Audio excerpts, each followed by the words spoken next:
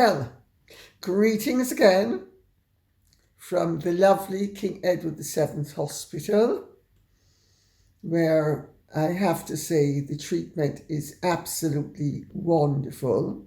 I can't sing their praises highly enough. It is such a reassurance to be in capable professional hands. Today has not been my best or easiest day, and I am going to do this video in the hope that it comes off without me, what shall I say, falling too apparently below the standard that you would expect me to be at. We're going to start off with relatively innocuous and light matters, and we are going to end up with something that is, in my opinion, extremely important for the welfare of all people in our society. Hopefully it's not going to be too heavy. I'm only going to skate on the surface because it's a massive subject and it's extremely complicated, and I can go into it in greater depth, and most likely will go into it in greater depth in coming days. But at the moment, I am just going to skate over the surface because, first of all, it's introductory, and secondly, the matters that are dealt with are so momentous and so complicated that it would require several episodes to even begin to dent the subject effectively. So, having said that, I'm going to start off with the trivia. Sorry. Quantum Entanglement says, Dear Lady C, will the winter Christmas ball be cancelled this year? God bless and speedy recovery. Quantum Entanglement. We haven't had a Christmas ball for a few years. We used to have the annual Castle Goring New Year's Eve ball, but that was ages ago. It's not been for a while.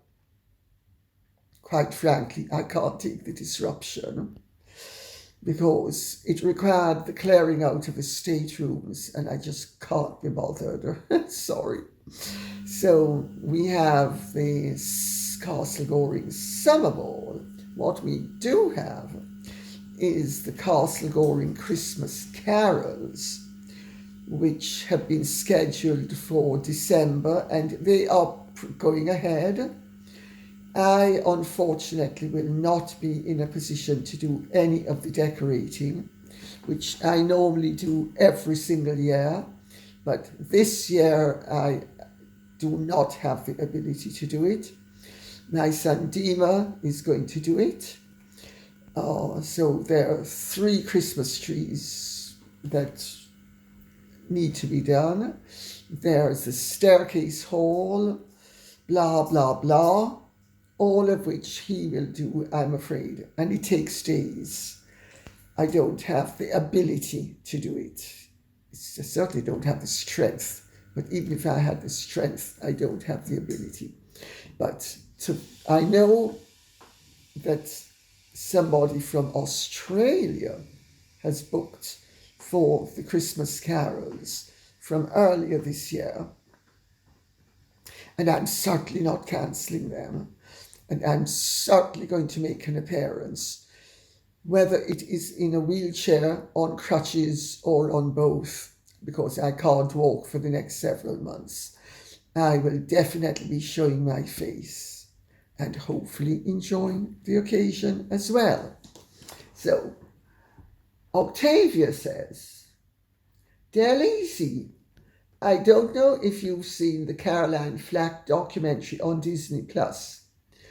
But I would be really interested to hear your thoughts, seeing as it discusses the Met Police Crown Prosecution Service and British press. Wishing you a speedy recovery and less discomfort every day. Thank you very much. Well, I'm afraid these things, it's 2 steps forward, 1 step back, sometimes 1.5 steps forwards, 2 steps back. But thank you. Hopefully I'll get there eventually. I'm sure I will. It's not a straightforward path, let's put it that way. No, I haven't. I find the subject too distressing. To those of you who don't know, Caroline Flack was a very popular television presenter. She also had an affair with Prince Harry. She had a row with a boyfriend of hers. The police got involved because I think she grabbed his phone and saw something that triggered her jealousy, and there was, shall we say, a teensy-weensy domestic that took place that resulted in catastrophic consequences, because he called the police. I think she might have called the police. I don't remember who called the police. And I don't want to get too bogged down in it. But anyway, the police were called. There was a lot of evidence of, shall we say, well, red's a good colour to describe it. But it wasn't his, it was hers. And notwithstanding the fact that all except the slightest indications were that she was the one who seems to have hurt herself, because she was well known and the police were involved. And of course, they can't resist the scalp of a famous person. If you're a member of the establishment, you're cooked. If you are a famous person, you're cooked, because they would sooner charge you and set an example than forego the pleasure of charging you. And they referred it to the Crown Prosecution Service, who decided to charge her. And it resulted in her taking very permanent steps to a temporary problem. They were fully aware of the fact that if they proceeded with the charges, that there stood a very good chance that the terminus would be tragic. But they didn't care. They proceeded. I don't think the Crown Prosecution Service came out of this with any credit whatsoever. I can see why the police felt obliged to turn the evidence over to the Crown Prosecution Service. But the Crown Prosecution Service could have taken a compassionate view. It chose not to. And notwithstanding the fact that they all knew the likely consequences, and they were prepared to allow a very high price to be paid for what was basically a very minor domestic incident. The whole thing was tragic. It shouldn't have happened. Had she not been in the public eye, it wouldn't have happened. And I keep on emphasizing how important it is that we do not have a two-tier system of justice in this country, where if you are a member of the old established order, or if you are newly up from the ranks and well known, you are targeted by the police and the Crown Prosecution Service. It's as if they are riven with envy. And it seems that they don't realize that in this great class warfare that they're fighting against their own class more than anybody else. Because Caroline Flack was definitely not from a privileged background.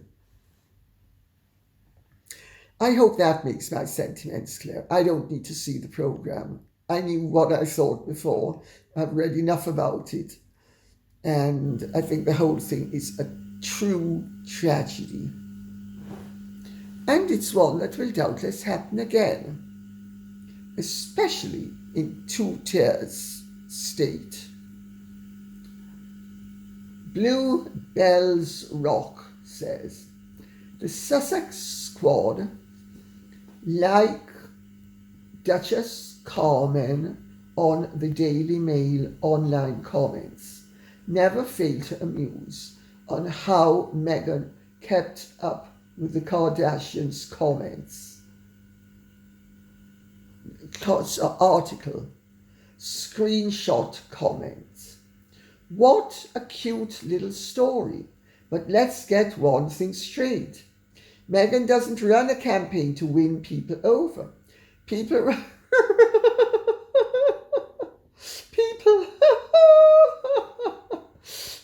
run campaigns to win Meghan over. Of course, she's so important. A woman of true consequence. Meghan is all class, and they spell it with a C instead of a K. Can you imagine? I think they forgot to cock their finger as they take tea.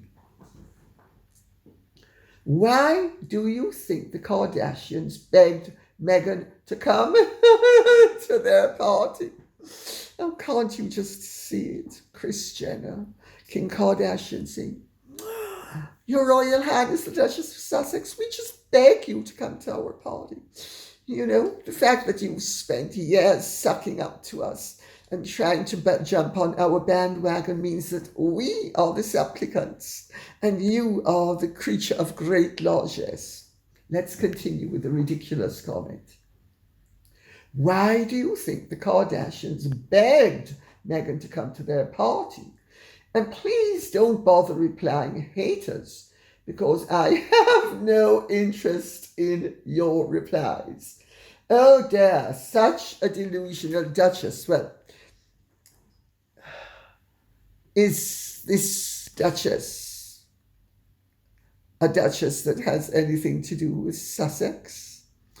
Or is this a duchess that is employed by a duchess with something to do with Sussex? Or is this just a bot? Is this a guppy creature?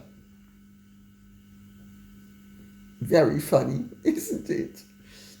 But it's nice to see that Meghan and her cohorts are still out there fighting the good fight, asserting her superiority at every turn. Because let's remember, Meghan's the most desirable creature on earth, and everybody is desperate to suck up to her. You couldn't make all of this up. Isn't it wonderfully entertaining?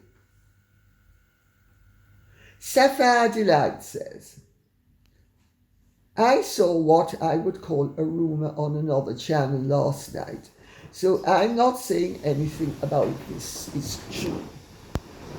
Gingerbread Man's visit to Canada that clashed with his brother's visit to Brazil was known in advance by his father. They said King Charles is worried time is running out and he knows his eldest son will remove his younger brother's titles. It's said that this was done to deliberately clash because his father was trying to let people see that he is still a valuable member of his family and could work from abroad doing work for the family. Oh my goodness. Isn't this giving you Montecito vibes? Let me continue. He is trying to protect him once he is no longer here to secure his youngest son's position. I gotta interject at this point and say, as long as Charles is monarch, he can do what he wishes. He can override the previous monarch's wishes, such as he has just done in terms of stripping Andrew of his princely rank. That's certainly not something Queen Elizabeth II ever aimed for or wished for. So, anything Charles does now that William wishes to unravel, he is well within his rights and has the liberty to do so. Let me just make that point so that as we truck along with this, that we don't get sort of steamrolled into encapsulating too much. He thought the Canada trip was very successful, and people can still see Harry has the ability to do the work well, to which he was born to do and has singularly failed to do of his own volition. May I just pop that little aside in? This person went on to say that they are trying to find a way around so that the youngest son would get his security and IPP status by making him a diplomat working on behalf of him. I presume him means the king. Just remember what I just said about one reign followed by another. The king is dead, long live the king. The dead king, solo power? I don't think so.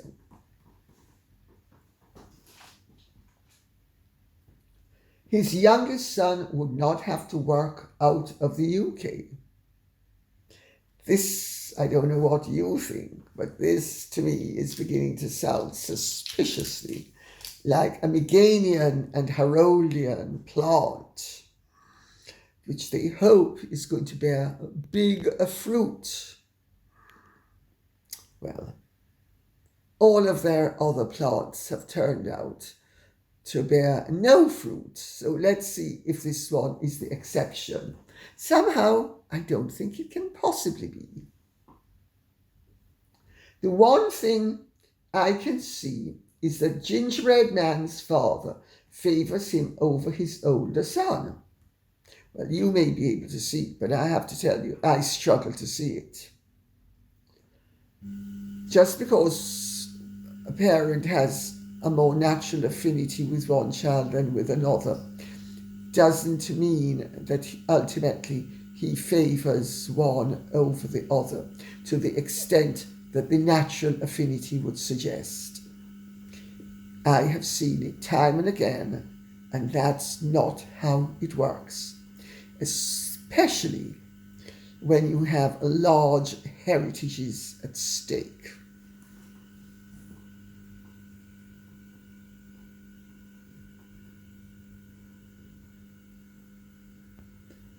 The one thing I can see is that Gingerbread Man's father favours him over his older son. The one that has remained loyal to him does not appear to get support from him over the attacks from the younger son and his wife. Yet the youngest son has behaved atrociously against the family and is still doing it, still gets away with everything.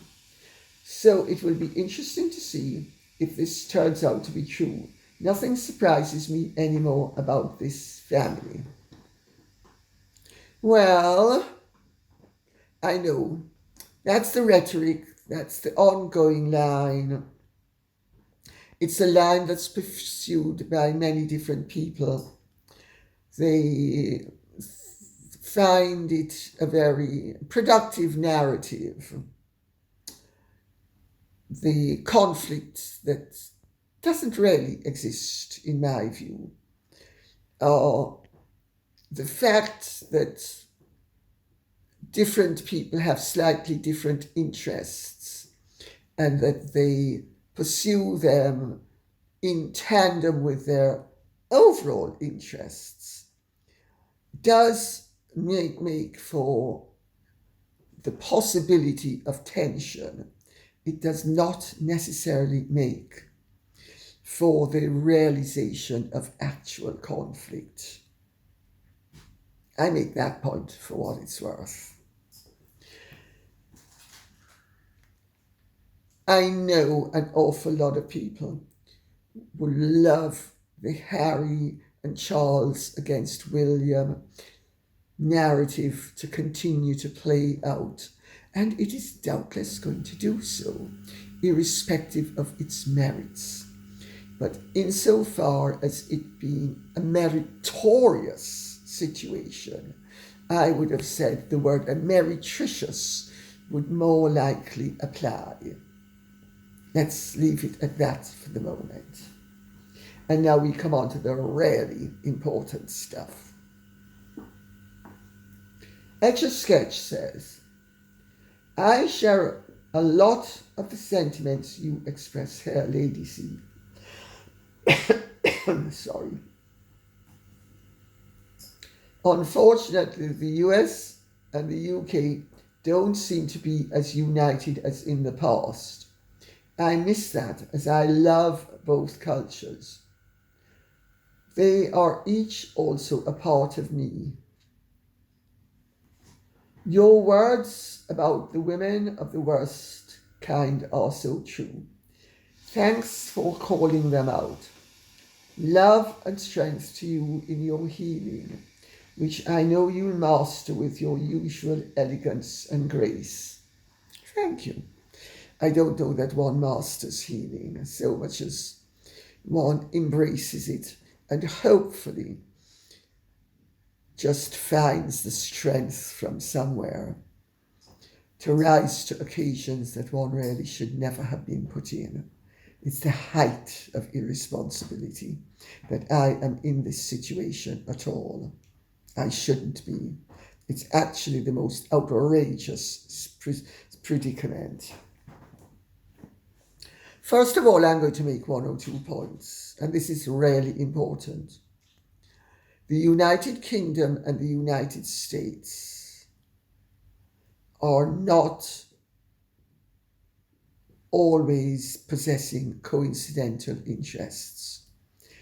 They have not done so since the United States of America became an independent nation and set out to realize its ambition of being the primary superpower in the world, which meant it had to supplant the British Empire, which was, for much of the early years of the American state, the world's superpower.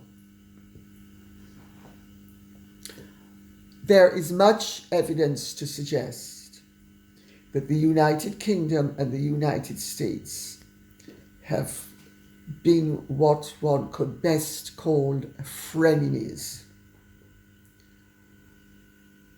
During the Second World War, it was apparent, made apparent by the American president, that he wished the dismantling of all the European empires. He succeeded in assisting in that objective. Had he not taken that view, there is every likelihood that the German Empire would not have fallen, the Austro-Hungarian Empire would not have fallen, the Russian Empire, which had already fallen, would have been given greater aid for a restoration. The American state understood that the British state was its competitor. It wanted to be number one. It wanted to be perceived as being number one. It needed to supplant the British Empire. It succeeded in doing so, and in many major as well as minor ways. For instance, during the Second World War, the Lend-Lease program, which was invaluable to keeping the British nation free from being occupied by Nazi Germany, was with the understanding that Britain would pay back all its loans. It took well into this century for them to do so. The American state never forgave Britain 1 sou, 1 farthing, 1 penny. It forgave everybody else their war debt, not Britain. This was a way of ensuring that power in the Anglo-Saxon world shifted from London to Washington. The whole business of the American and British commingling is a lot more complex than most commentators regard it as being.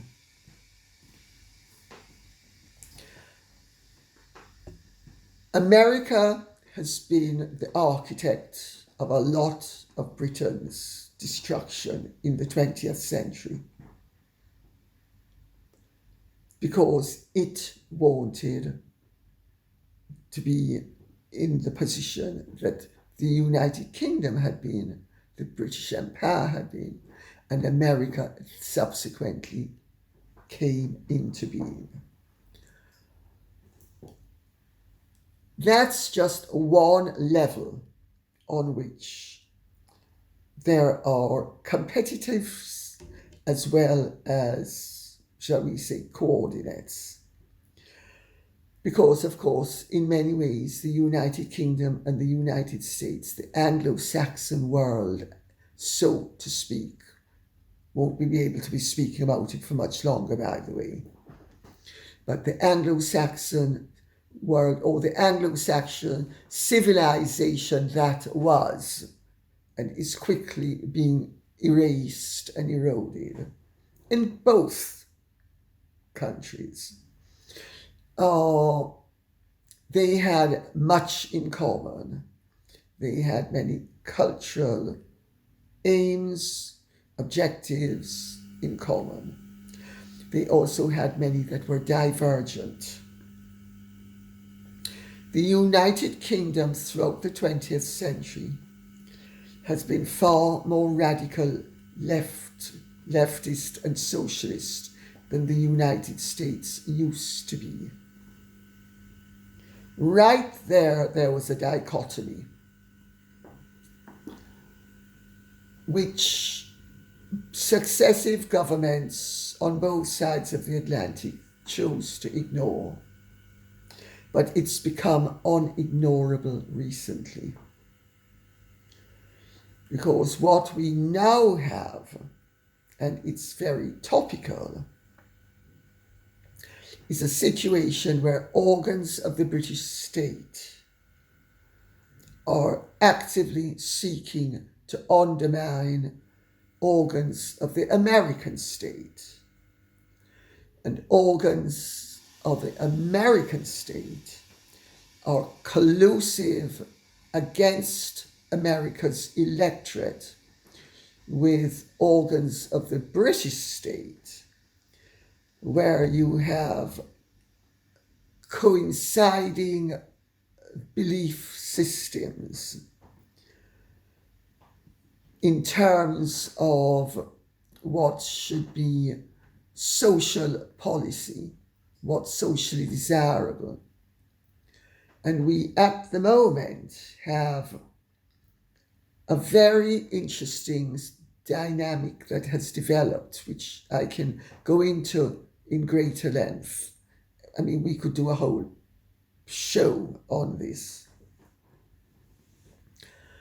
which is the role the BBC has been playing and presently is playing and has now been exposed as playing, and how they are adversaries of elements within the American administration.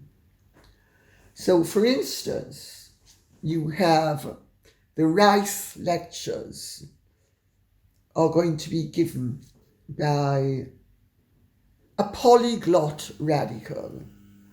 He is called a popular historian. He represents no recognizable, shall we say, school of history, save the radicalized extreme left or utopian school of dreamers and idiots, which accords perfectly with the BBC's viewpoint and accords with an awful lot of the leftist, socialist philosophy that is driving an awful lot of leftist, supposedly liberal policies in Western civilization. You have this Dutch author called Rutger Bregman, who is giving a series of talks for the BBC at the invitation of the BBC, following in the footsteps of such eminent thinkers as Bertrand Russell. I mean, this is a true joke. A Time of Monsters is the title of one of the lectures.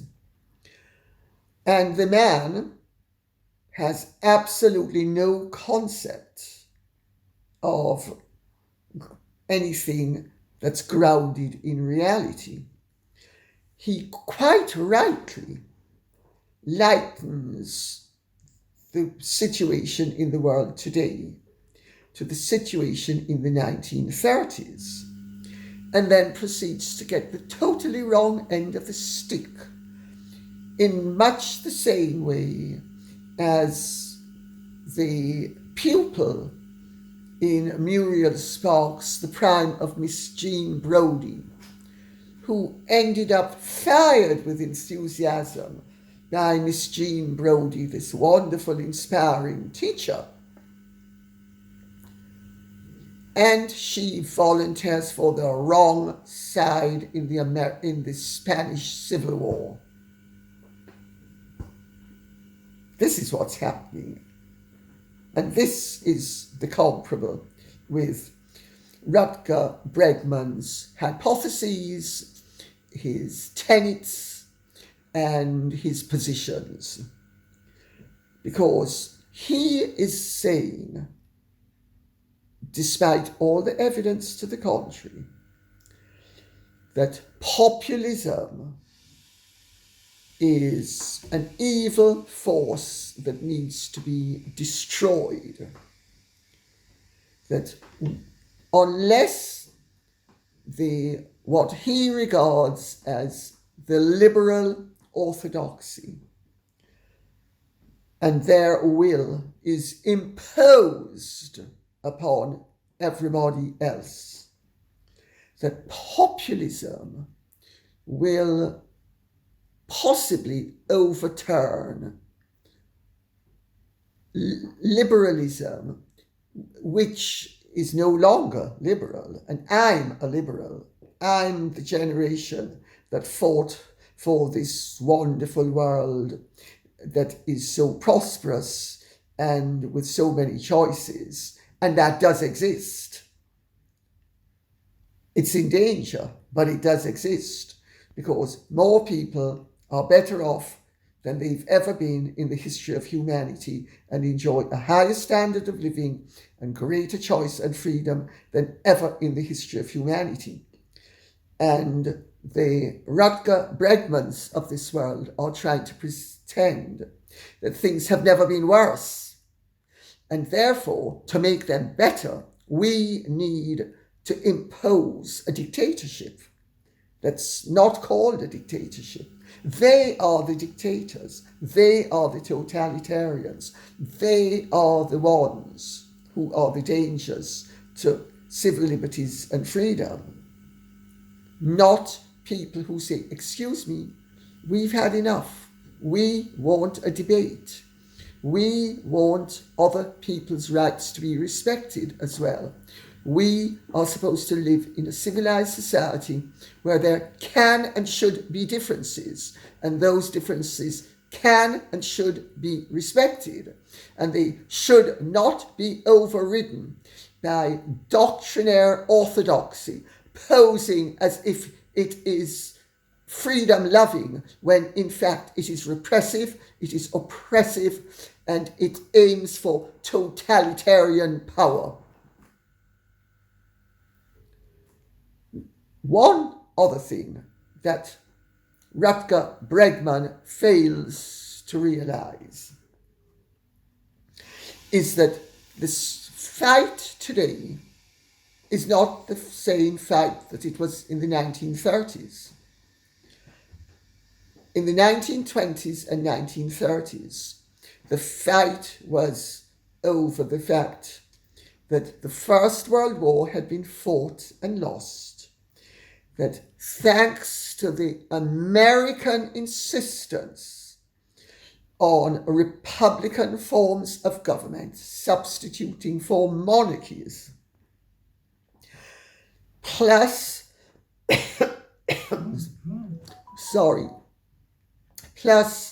the happenings in Russia with the advent of Bolshevism, and Bolshevism had the aim of being international.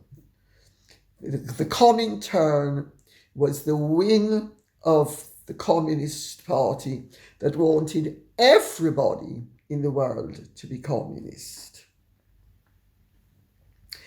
Does this have actually similarities to Rutger Bregman's basic beliefs? Because it's beginning to sound to me as if it does. And just as how the communists dressed it up as an age of utopia, Bregman has even written a book called Utopia for Realists: How We Can Build the Ideal World. This is not a historian. This is not even a philosopher. This is a true believer in social ideals that will ruin the world. I mean, some of his hypotheses are beyond puerile.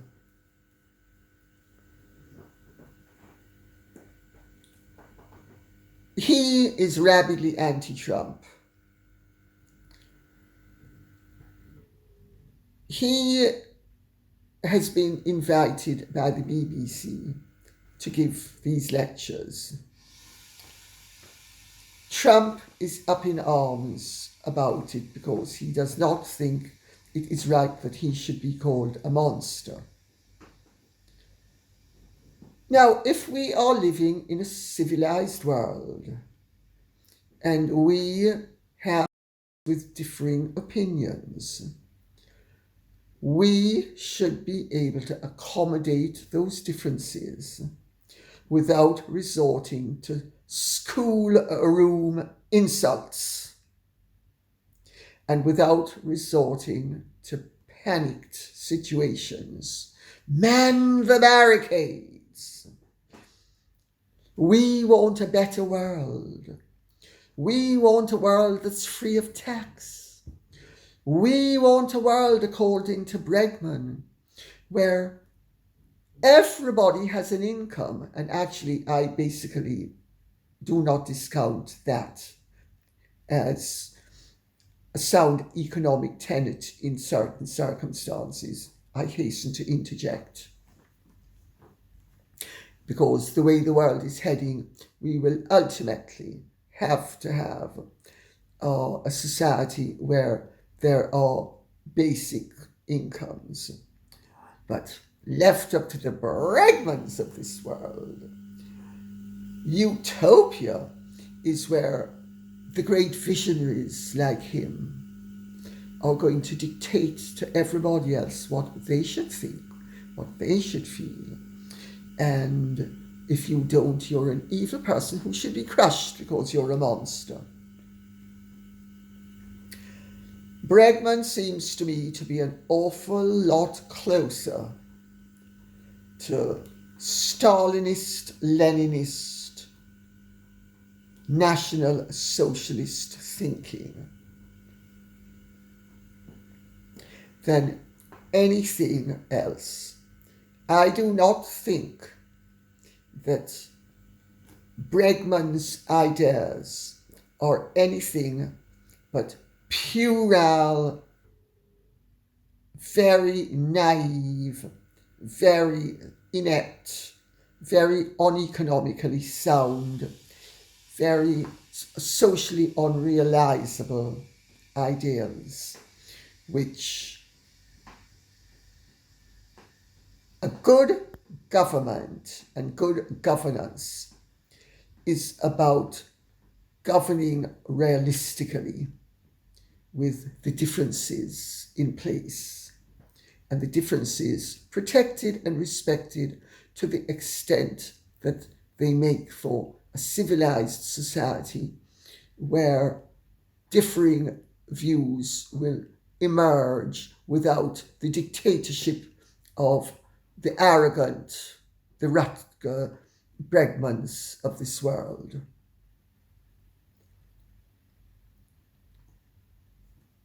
It is beyond belief that the BBC, which is supposed to be an organ of the state, as well as a broadcasting corporation that we all have to pay for, can have the unmitigated gall to ask this joke and a sick and sad and pathetic and misguided, albeit ostensibly altruistic joke, posing as a historian and a philosopher when he clearly knows nothing about history or philosophy. Otherwise, he couldn't be coming out with this unmitigated crap. And that is who's giving the Rice lecture.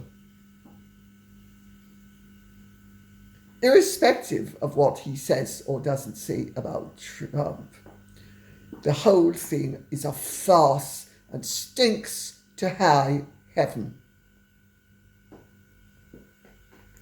Next, we'll be having the Ministry of Fake Medicine that says, oh, if you go to the river and you fill up your vial with polluted water and you bring it home and you put it underneath a nice green light that shines all sorts of positive vibes from the pro-climate change lobby, you are going to end up curing yourself of all ills. We really are living in mad times. It would be nice if we lived in a society where reason, rationality, complex thought, complex ideas were actually entertained instead of these simplistic, simpletonish ideas that pass and sound wonderful. And he's a great believer, Bregman, in Rousseau. Rousseau, that arch hypocrite. And I actually have a portrait of Rousseau in the family drawing room. You might have seen it. It's in the background beside the Rembrandt. And he says that Rousseau is X, Y, Z, A, B, and C. Rousseau is the idiot who said, man is born free, and everywhere he is in chains. Man isn't born free. Man is born helpless. Babies are born helpless. They're not born free. They're born helpless. So right there, he had one hypothesis that led into another totally ridiculous hypothesis. And everywhere he is in chains. He wasn't in chains everywhere. But he certainly was far more, enchained than he should have been. And yes, there were tremendous disparities and there were tremendous social problems that needed to be addressed. And that Rousseau, in fairness to him, in his cack-handed, rather oversimplistic, and may I say totally hypocritical way, because he was the most appalling hypocrite. He had, despite having all this time for humanity, and his heart was just bleeding for humanity, he didn't have any time for his family. He was perfectly happy to see his children starve. That's this great peon who should be praised by this idiot Rutger Bregman.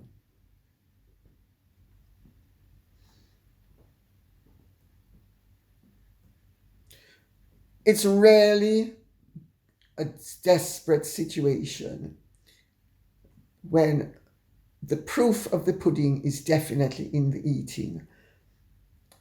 A little knowledge is a very dangerous thing. We need people who actually have more knowledge, enough knowledge to know where their bright ideas are dim and their stupidity is not genius and their solutions are problematic. Man is imperfect. Man was not born to be in heaven. Heaven doesn't exist on earth. Man is born to struggle, to strive, to do better, to conquer ill as well as enhance good. It would be very helpful if these jerks understood a little bit about the realities of life instead of coming up with their cack-handed, simpletonish solutions which will only create ever greater problems. But I suppose to the Rutger Bregmans of this world, it's a noble thing that Stalin managed to get rid of so many people. After all, very good population control, fewer mouths to feed. Is that his hypothesis? Or is it just an inconvenient fact that he overlooks, that Stalin actually caused more deaths than Hitler, and that his policies and his ideas and his dreams are not only as naive, but even more naive and even more unworkable than Hitler's or Stalin's were. And on that note, I leave you with saying thank you very much for listening. I hope I have been able to rise to the occasion. Please keep the questions and comments coming in. This is a hugely important subject that is going to affect all of our lives. It is affecting all of our lives. It has been affecting all of our lives for the whole of my lifetime. The crunch is coming. We need to be aware of it. We need to do what we can to head it off, so that we end up having the world that I and my generation fought for. Liberal, inclusive, people have rights and there are limits to their rights. There are limits. Nirvana does not exist. Godspeed. Bye-bye.